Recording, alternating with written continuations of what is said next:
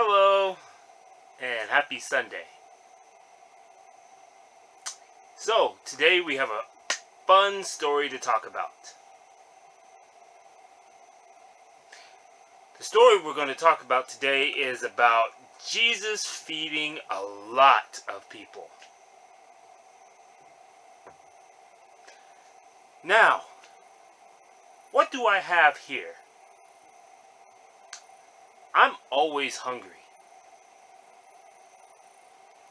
If you know me, I like to go to the gym a lot. But to go to the gym, I need food. And without enough food, I don't have the energy. Now, when you always play with your friends or when you're at school, you're always moving. Then you become hungry when you get home.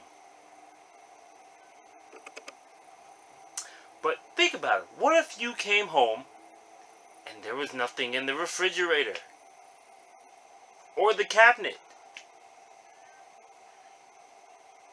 Or let's say there was just a little bit for you to eat. But your mom, dad, brother, or sister might be hungry too. They may need the energy as well.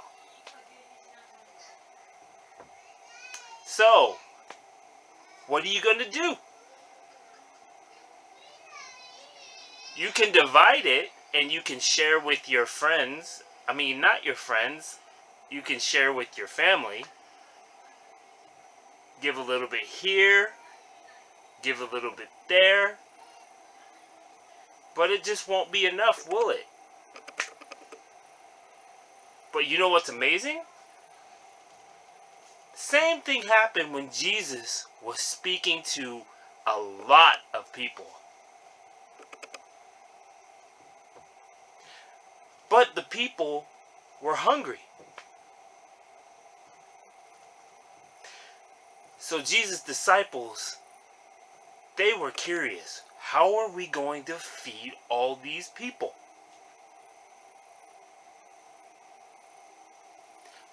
One of the disciples came and said he found a boy who had some bread and some fish. But it wasn't enough. There were so many people. They were wondering, how are we going to feed all these people? But Jesus knew. So Jesus had taken the fish and the bread. You know what he did? He prayed and he blessed it. Then there was a lot of bread and a lot of fish for everyone. And you know what's also amazing? Everyone ate as much as they wanted. And then there were leftovers. There was so much food left over. Jesus told the disciples, go gather all the leftovers so they won't waste. Isn't that amazing? Can you understand that Jesus can do so much with very little? That's why we always need to have faith, no matter what the situation is. No matter how big, no matter how small,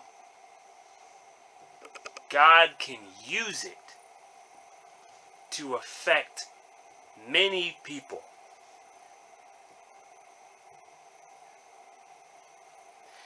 You know what's also amazing? They were so amazed about Jesus' teaching that they followed him.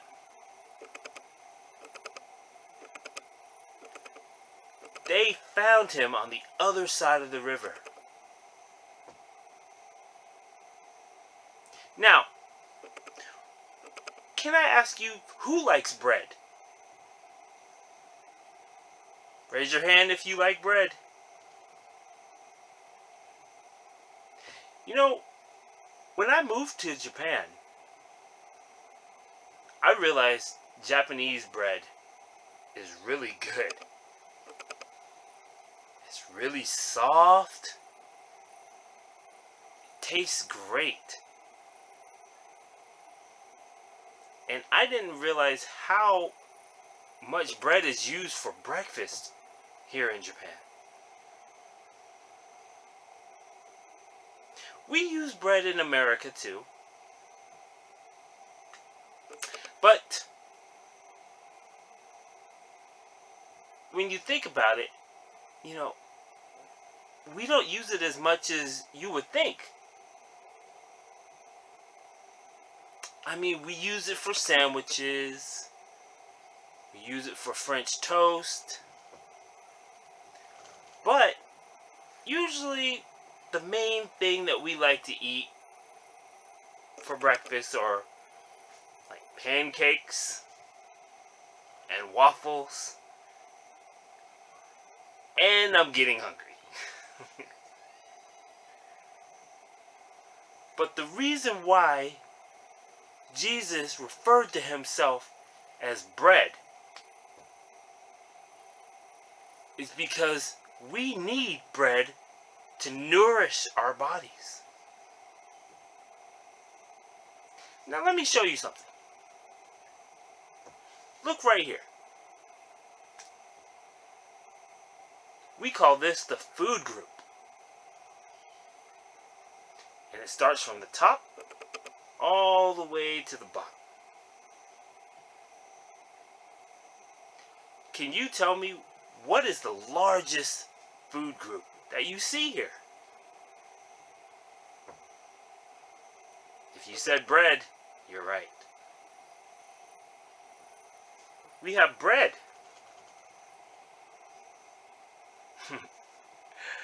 Because we need the bread. Jesus is who we need. Bread gives us energy. It keeps us alive. And you know what Jesus told those people that found him? He said that he is the bread of life. And anyone that comes to him will never be hungry. Anyone that believes will never be thirsty. Isn't that amazing? Now, bread, it can get old and spoil.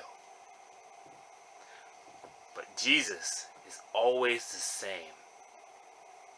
And he always empowers us and nourishes our heart. That's what he's telling us. We need to look to the bread of life. And that is Jesus. Well, I hope you liked the story today. But I challenge you. Every time you look at a piece of bread, I want you to thank Jesus for